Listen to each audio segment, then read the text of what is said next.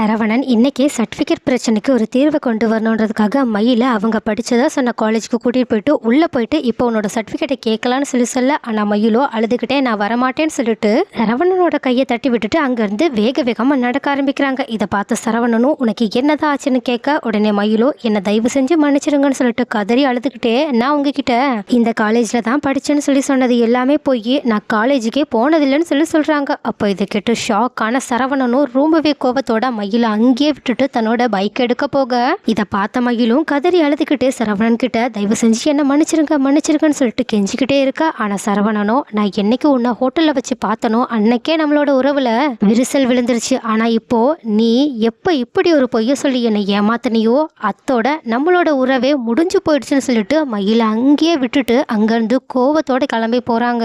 அப்ப இதை பார்த்த மயிலும் ரொம்பவே கஷ்டத்தோட அழுதுகிட்டே அங்கேயே என்ன பண்றதுன்னே தெரியாம நின்றுட்டு இருக்காங்க. இதுக்கப்புறமா மயிலோட வாழ்க்கை என்னதான் ஆக போகுது அண்ட் ஆல்சோ யாரெல்லாம் மயில் மாட்டா நல்லா இருக்கும்னு சொல்லிட்டு நினைச்சிட்டு இருந்தோம், ஆனா இப்போ மயில் மாட்டதுக்கு அப்புறமா ரொம்பவே பாவமா இருக்குன்னு நினைக்கிறீங்க.